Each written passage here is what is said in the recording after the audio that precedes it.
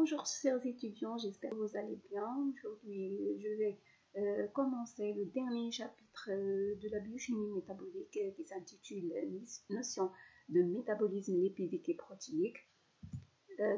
Commençons tout d'abord par le métabolisme des lipides. Les lipides, plus particulièrement les acides gras constitutifs des triglycérides, représentent la source d'énergie la plus importante de l'organisme. Donc, pour les acides gras, ils donnent de l'énergie pour l'organisme. Le stockage se fait dans les tissus adipeux. Donc, les tissus adipeux,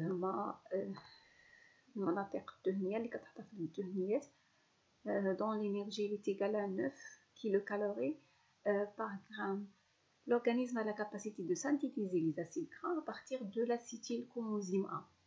Donc, la synthèse de l'acide gras se fait à partir de l'acétylcoenzyme A. Et en même temps, la cellule hépatique a la possibilité de dégrader les acides gras.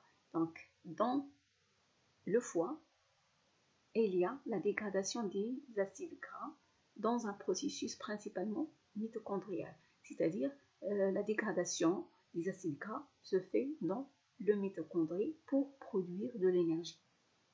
La biosynthèse des lipides n'est réalisée qu'au niveau de l'hépatocyte, c'est-à-dire au niveau du foie, et se passe dans le cytosol. Donc, dans l'hépatocyte, au niveau du foie, concernant la biosynthèse, on parle de la biosynthèse. Donc, on a dit que la biosynthèse se fait au niveau de foie et se passe dans le cytosol, c'est-à-dire se fait dans le cytosol, dans le cytoplasme. La dégradation des lipides a lieu dans de nombreuses cellules et surtout au niveau mitochondrien. Donc, la dégradation des acides gras ou bien des lipides, il se fait dans la mitochondrie. Le point commun entre ces deux voies est que les deux processus, c'est-à-dire on parle de quelle voie, la biosynthèse et la dégradation, de processus peuvent avoir lieu au niveau de l'hépatocyte, c'est-à-dire la biosynthèse se fait dans l'hépatocyte, c'est-à-dire au niveau de foie. Aussi la dégradation donc se fait dans le foie et donc plus particulièrement dans les mitochondries. Donc les deux processus, c'est-à-dire la biosynthèse et la dégradation, se fait au niveau de l'hépatocyte, bien de foie, et finalement on a les mêmes produits au début et à la fin. Dans la voie de biosynthèse, on parle de l'acyle, ici on parle de l'acyle, ce n'est pas l'acétyl, l'acétylcoenzyme A, et on arrive à l'acide gras. Dans la voie de dégradation, on parle de l'acide gras et on arrive à l'acétylcoenzyme A. Donc, on va commencer par le métabolisme des acides gras. Donc, vous avez la bêta-oxydation.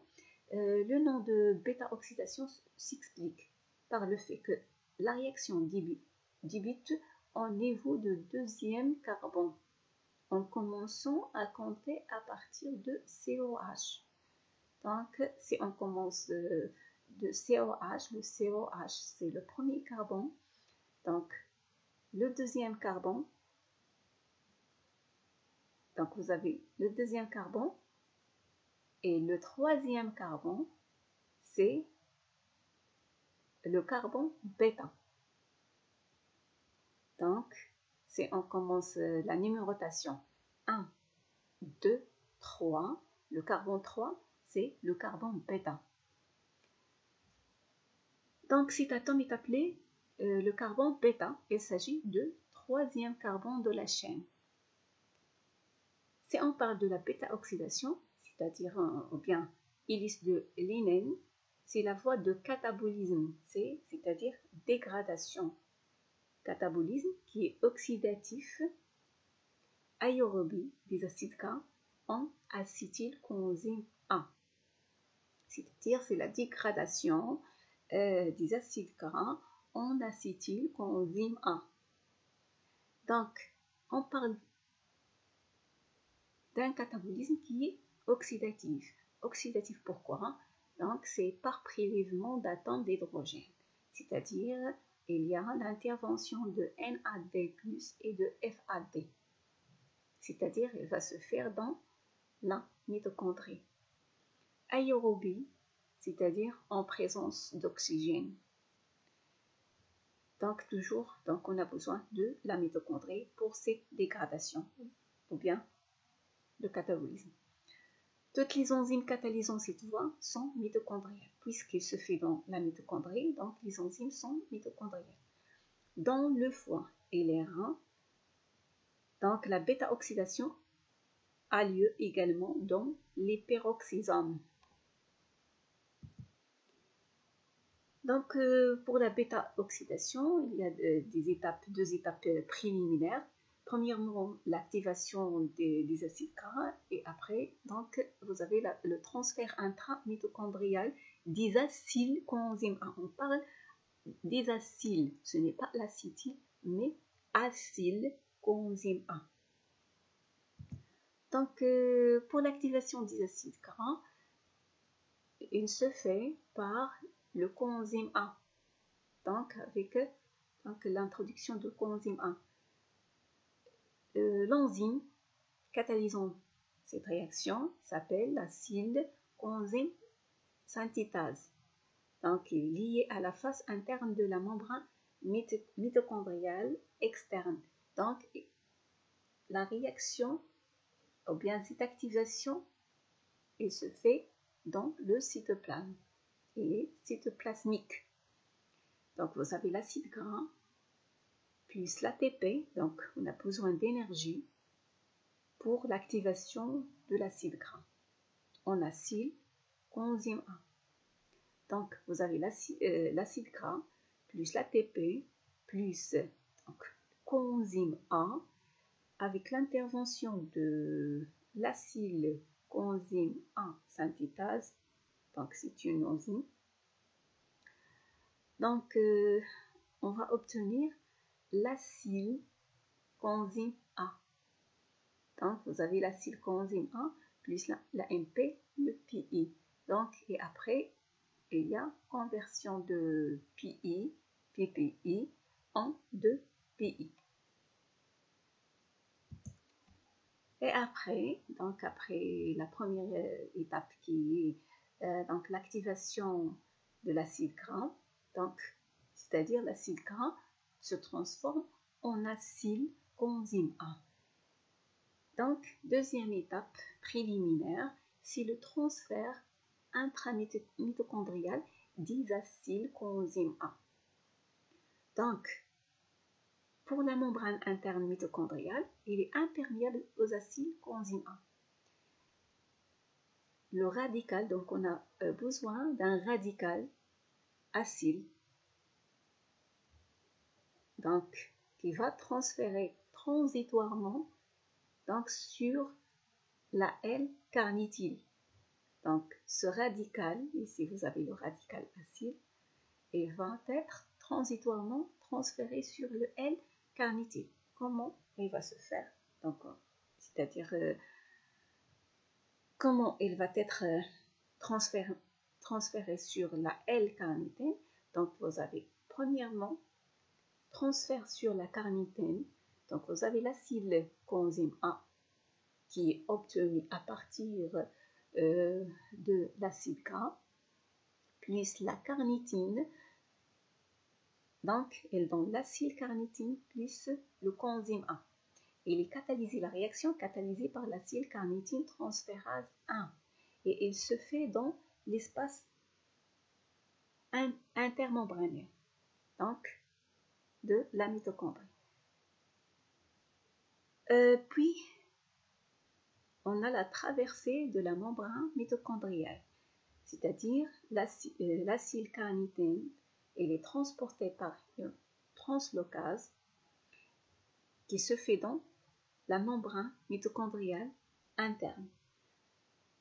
Et par la suite, donc, on aura le transfert sur le coenzyme A matriciel, donc qui existe dans la matrice. L'acyle carnitine plus le coenzyme A matriciel, donc il va donner l'acétylcoenzyme A plus de carnitine.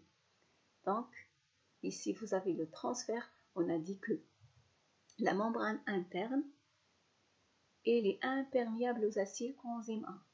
Donc pour donc l'acide K soit dégradé dans la mitochondrie, il faut que l'acylcoenzyme A rentre dans la mitochondrie. Mais la membrane interne de la mitochondrie est imperméable aux acylcoenzyme A, donc cet acylcoenzyme, ou bien donc, le radical seulement, l'acide, il va être transporté par la carnitine pour qu'il soit dans la mitochondrie. J'espère que c'est clair. Donc, l'acylcoenzyme A, elle est donc pour la membrane interne, il y a imperméable, ما كتسمحش بمرور l'acylcoenzyme A. باش يدخل لنا l'acylcoenzyme A la mitochondrie, il nous faut la carnitine. La carnitine هي اللي donc qui transporte هي تسمح بمرور هاد l'acide. Donc l'acide غادي يلصق لينا على la carnitine, donc c'est ici, donc il se fait ici, donc le transfert sur la carnitine. Voilà la réaction. Il est catalysé par cette enzyme et il se fait dans l'espace intermembranaire. Et alors, après le transfert sur la carnitine, la carnitine غتهز لينا l'acétyl. ملي غتهز l'acétyl غادي يكون لنا le transport ديال l'acylcarnitine, transport donc traversée de la membrane mitochondriale. Et la membrane interne غادي pour l'acylcarnitine غادي traverser لنا donc la membrane mitochondriale. Comment elle traverse la membrane mitochondriale? Par l'utilisation d'une translocase. La translocase هي اللي كتحمل لنا l'acylcarnitine وكتدوزو في la membrane mitochondriale. Et après, donc, il y a un transfert sur le coenzyme A matriciel.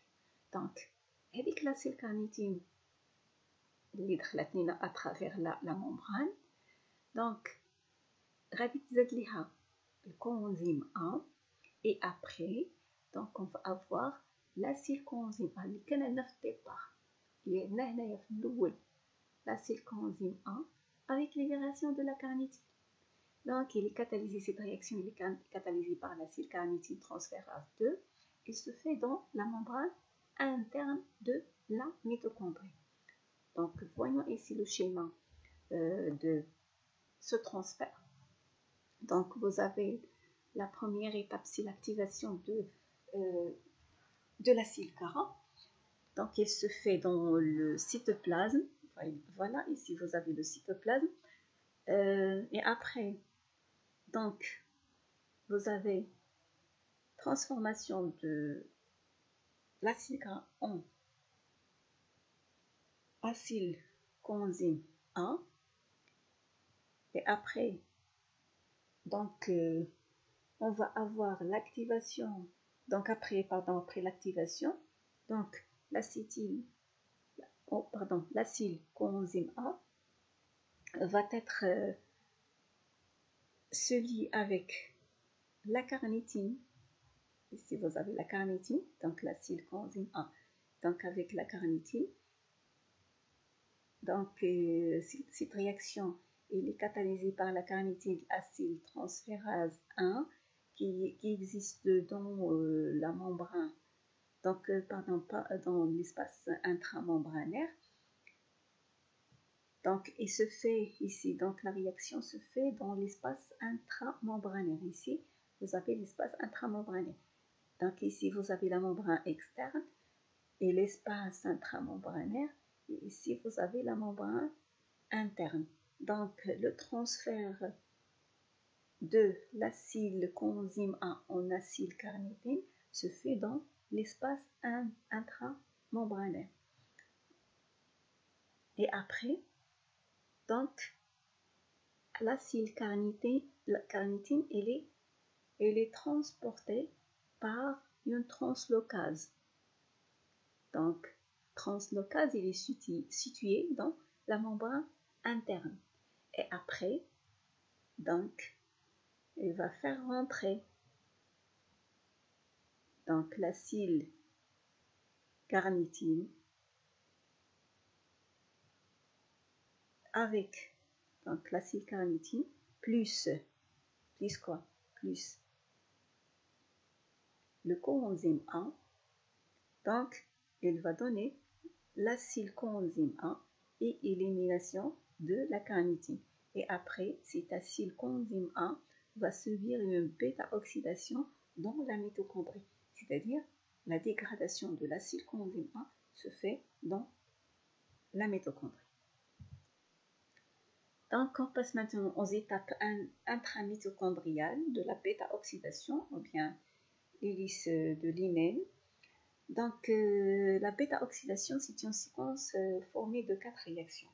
La première réaction, c'est la réaction d'oxydation, ou bien déshydrogénation 1, qui se fait par la FAD. Après, donc l'oxydation ou bien déshydrogénation, donc il y a une hydratation, ou bien réaction d'addition. Troisième réaction, c'est la réaction d'oxydation ou bien déshydrogénation 2, qui se fait par NAD.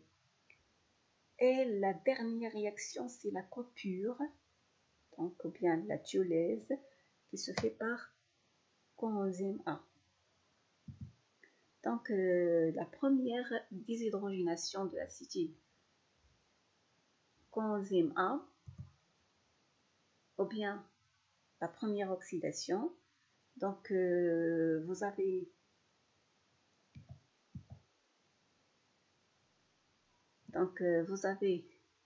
ici donc l'acétyl, pardon, c'est l'acylcoenzyme A. Pourquoi on parle de l'acylcoenzyme A? Puisque donc la différence entre l'acyle et l'acétyl, c'est que l'acétyl contient seulement 2 atomes de carbone. Par contre, l'acyle contient plus que 2 atomes de carbone. Comme vous voyez ici, vous avez donc voilà, premier carbone, deuxième carbone, troisième, quatrième et le R. Donc, on peut avoir les acides gras, ils ont des atomes de carbone qui sont très grands. Par contre, l'acétylcoenzyme A contient seulement 2 atomes de carbone. Donc, ici, vous avez l'acylcoenzyme A plus la FAD. Donc, la première déshydrogénation ou bien oxydation, elle se fait par la FAD avec l'intervention de cette enzyme acylcoenzyme déshydrogénase. Donc, on va avoir l'inwell coenzyme A avec le FADH2. Deuxième réaction, c'est l'hydratation de la double liaison. Donc, vous avez l'hydratation de la double liaison. Et si vous avez la double liaison, on va avoir la déshydratation. Donc, ici, vous avez l'ionel coenzyme A. Donc, toujours il y a un coenzyme A. Donc, hydratation en utilisant la molécule d'eau. Donc, on va avoir 3-hydroxy acyle, coenzyme A. Donc, la deuxième déshydrogénation qui se fait par NAD+. Donc, vous avez le dernier composé plus le NAD+, donc le dernier composé qui s'appelle 3-hydroxyacyle coenzyme A plus le NAD+. Donc, on va avoir 3 cytoacyl coenzyme A avec le NADH+. Et après, donc la dernière réaction, c'est la thiolyse au clivage de l'acide gras. Donc, vous avez ici, c'est le 3-cytoacyl. donc plus ici le coenzyme A, l'intervention de l'enzyme bêta-cétothiolase ou bien une liase libère l'acétyl, en fin de compte, il libère l'acétylcoenzyme A avec donc un composé donc, qui se compose de 2N-2 carbone. Vous avez ici 2 N carbone. On va éliminer de ce composé 2 carbones avec le coenzyme A. Donc, pour avoir l'acétylcoenzyme A. Comme j'ai dit, l'acétylcoenzyme A est composé de 2 atomes de carbone. Vous avez le premier atome de carbone et voilà le deuxième. Donc deuxième atome de carbone avec le coenzyme A. Donc, vous avez l'acétylcoenzyme A. Donc, on a éliminé 2 atomes de carbone ici. Donc, pour avoir un acétylcoenzyme A, donc il reste combien? 2N moins 2, moins ce 2. Donc, un composé de 2N moins 2 carbone.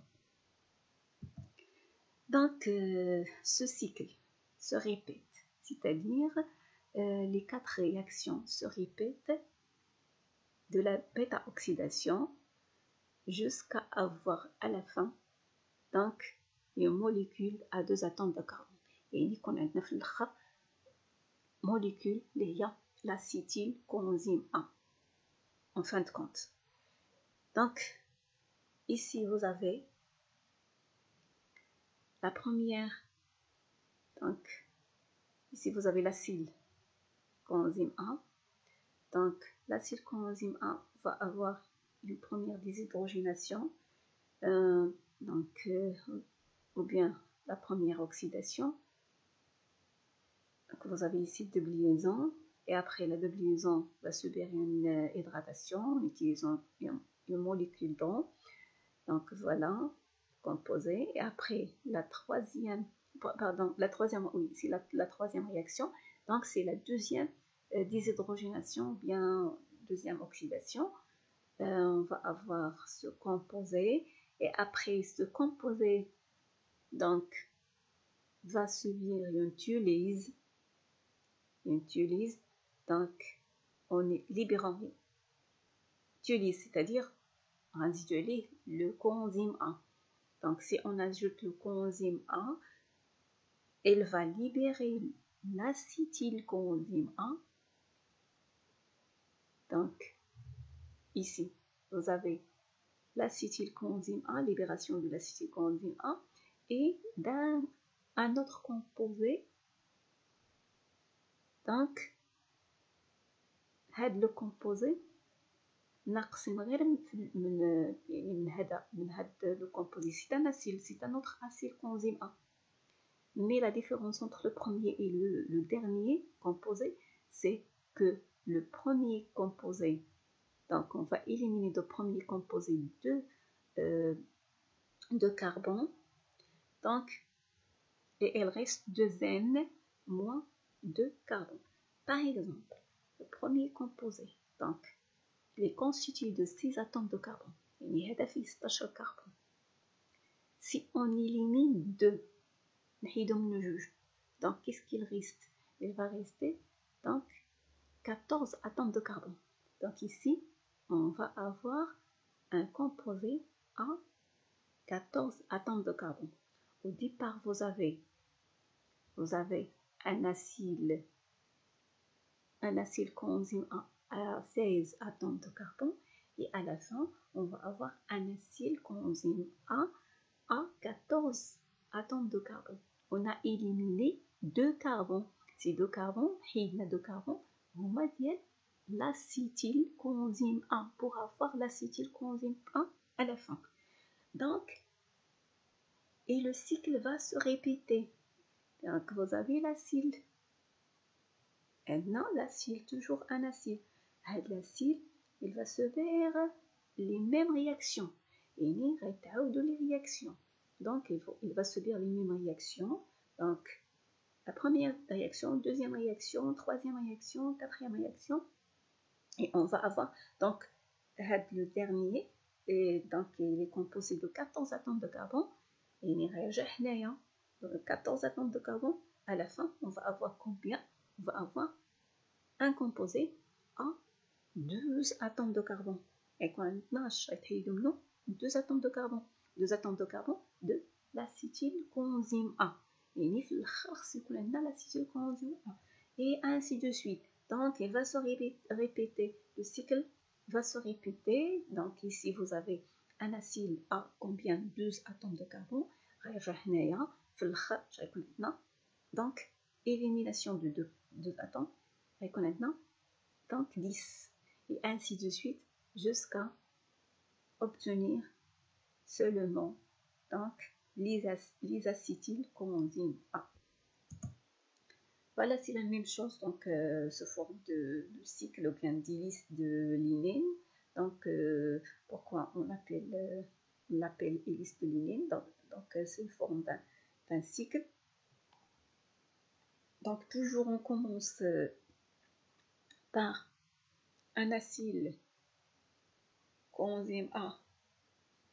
Donc, première donc oxydation ou bien déshydrogénation, après l'hydratation, donc deuxième oxydation, ici une dialyse, et on va avoir coenzyme A à 2 atomes de carbone, donc et un autre acide qui va subir donc le même tour. Et le bilan d'un seul cycle, on va avoir un acétylcoenzyme A et un seul FADH2 ici, et un seul NADH. Donc ici vous avez NADH et un acylcoenzyme A. Acylcoenzyme A, le voilà. Donc pour la bêta oxydation ou bien hélice de Linné, donc vous avez soit pour le glucose ou bien pour l'acylcoenzyme A, donc elle rentre dans la mitochondrie, donc le glucose va se transformer en pyruvate et le pyruvate par la suite va se transformer en acétylcoenzyme A qui est une molécule d'intérêt biologique. Même chose pour les acides gras. Les acides gras se transforment en acylcoenzyme A dans le cytoplasme, donc il est transporté par la carnitine donc vers donc la mitochondrie, où il aura lieu la bêta-oxydation. Donc l'acylcoenzyme A va se transformer en acétylcoenzyme A. Donc si on a l'acétylcoenzyme A, il va rentrer dans le cycle de Krebs. Et à la fin, on va obtenir le CO2 et l'eau. Donc, c'est le devenir de l'acétylcoenzyme A. Donc, CO2 et une molécule d'eau. Donc, pour le bilan énergétique d'un seul tour, donc vous avez précédemment, on a vu un seul tour, donc une seule FADH2, c'est-à-dire une molécule ou bien 2 molécules d'ATP. Donc, une NADH H+, c'est l'équivalent de 3 ATP. Une seule molécule d'acétylcoenzyme A, donc qui rentre dans le cycle de Krebs, c'est-à-dire dans le cycle de Krebs, pardon, et dans 12 atomes d'ATP. Puisque le cycle de Krebs qu'on avait précédemment, donc on a 3 NADH+, un seul FADH2 et un seul GTP. Donc, le total, donc vous avez le total, c'est 3 fois 3. Donc 1 fois 2, donc ici vous avez 3 fois 3, c'est 9. 1 fois 2, 2. 9 plus 2, donc c'est combien? C'est 11, plus un GTP qui se transforme en ATP, donc c'est 2. Alors, le bilan énergétique d'un seul tour dans 17 ATP. On va prendre un exemple pour un acide gras à 16 atomes de carbone. C'est l'acide palmitique ou bien le palmitate. Donc, la transformation en palmitylcoenzyme A, donc voilà ce qu'on appelle l'acyle coenzyme A. On va éliminer l'acyle et le remplacer par le palmityl, puisque vous avez l'acide palmitique. Par exemple, si on prend l'acide stéarique, on va dire stéaryl coenzyme A. On ne dit plus l'acyle coenzyme A.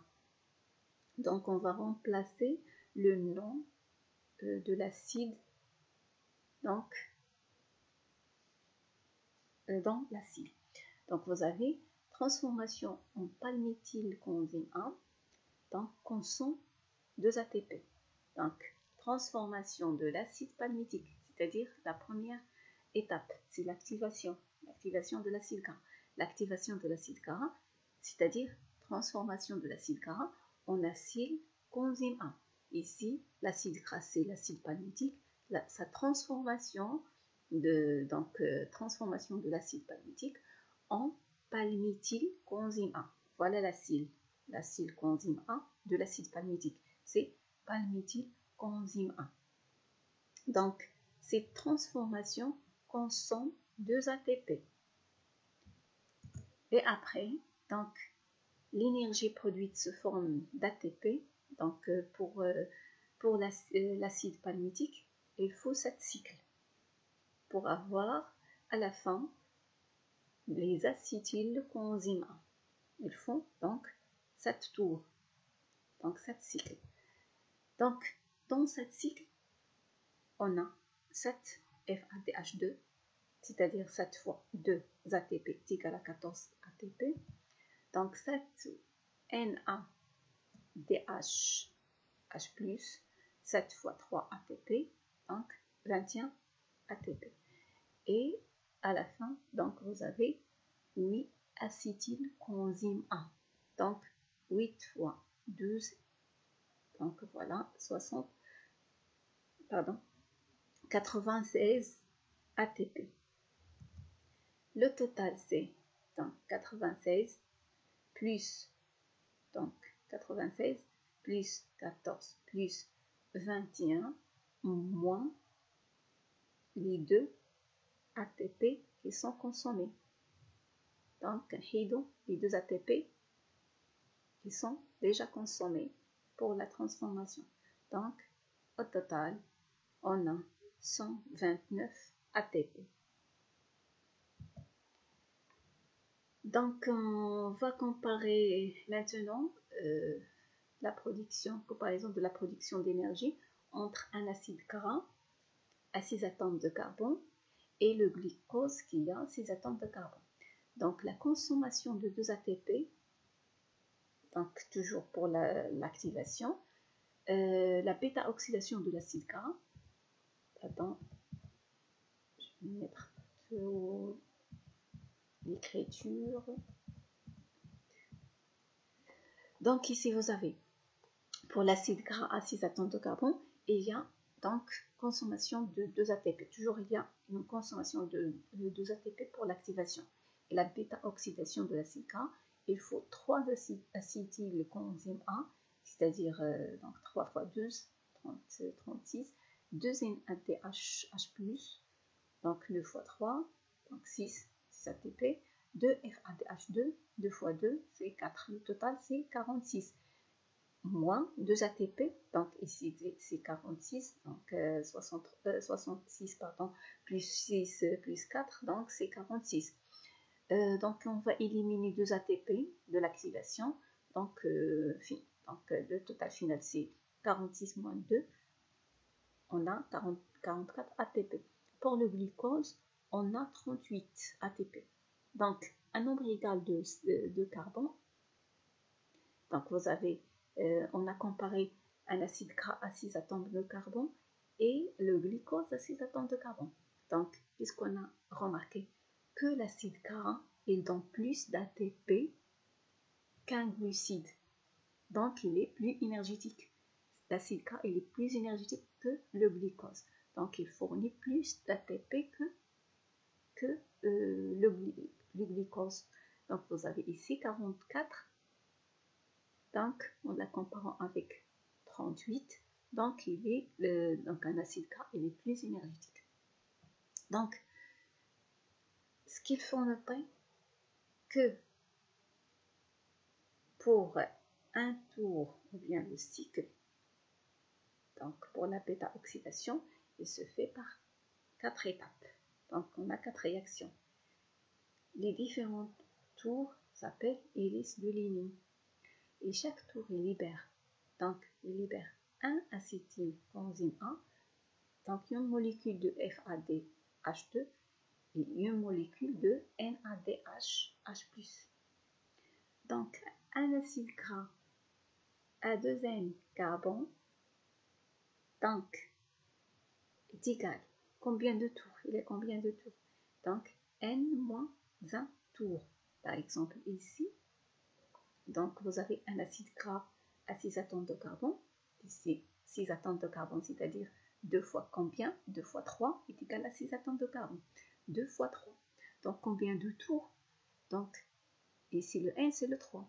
Donc, 3 moins 1, donc vous avez donc 2 tours. Combien de FADH2? Donc, 3 moins 1. Ici, vous avez donc 3 moins 1, FADH2. Donc, c'est combien de FADH2? Voilà. Combien de NADH2? NADH, pardon, H+. Donc, vous avez 3 moins 1. C'est-à-dire, 3 moins 1, c'est 2. Vous avez ici 2 NADH, H+. Et combien d'acétylcoenzyme A? Donc, le N, c'est le 3. Donc, vous avez 3 acétylcoenzyme A. Donc, si vous avez 3 acétylcoenzyme A. Pour l'exemple précédent, donc c'est l'acide palmitique, ou bien le palmitate. Il est constitué de 16 atomes de carbone. 16 atomes de carbone, c'est-à-dire 2 fois N, c'est combien? 16. 16 divisé par 2, donc c'est 8.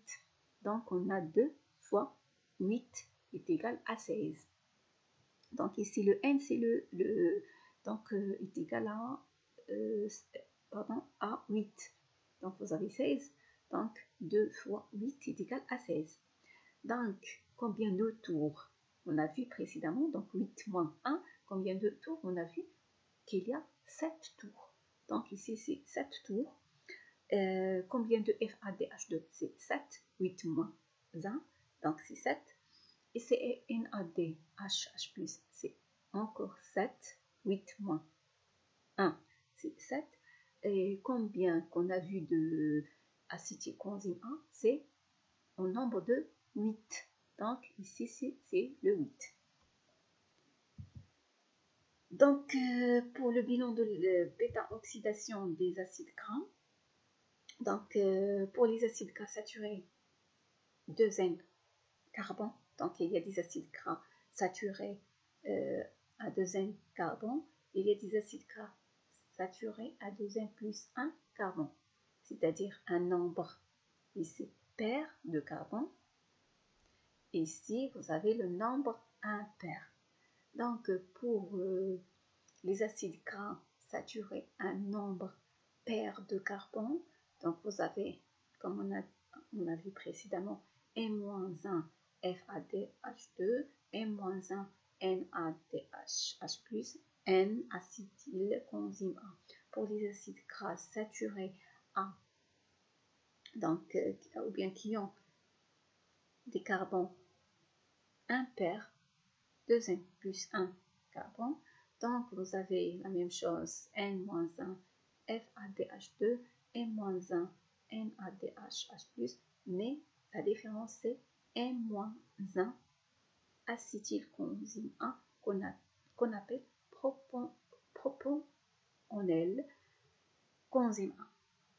Pour la bêta-oxydation des acides gras insaturés, donc l'activation et liaison au coenzyme 1 se fait donc, c'est-à-dire il suit une activation et après donc il se lie avec le coenzyme 1 comme c'est pour le cas des acides gras saturés. Même, on a aussi les mêmes réactions de dégradation comme pour les acides gras saturés, mais ici il y a l'intervention d'autres enzymes qui sont nécessaires. Donc on passe maintenant à la lipogenèse, donc c'est-à-dire c'est la biosynthèse des acides gras. Donc la lipogenèse est l'ensemble des réactions enzymatiques qui se déroulent principalement dans le cytosol.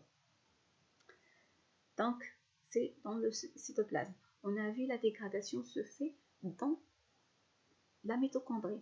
Ici, vous avez la biosynthèse des acides gras se fait dans le cytosol et conduisant à partir de l'acétylcoenzyme 1 à la synthèse des acides gras. Donc ici, l'acétylcoenzyme 1 donne les acides gras.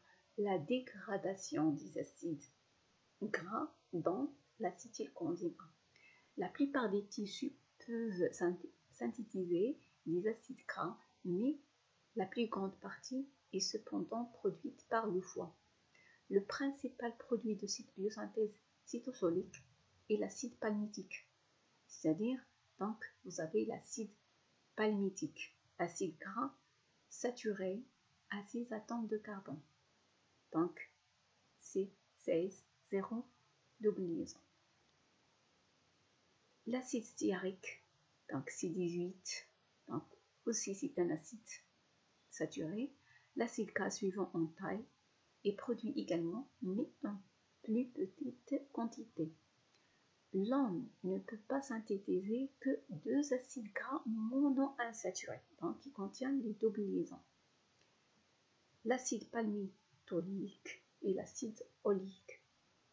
Et la synthèse des acides gras est faite de 3 phases à partir de l'acétylcoenzyme 1. Première phase, c'est l'activation. Deuxième phase, l'élongation. Troisième phase, c'est la terminaison. Donc, je vais s'arrêter ici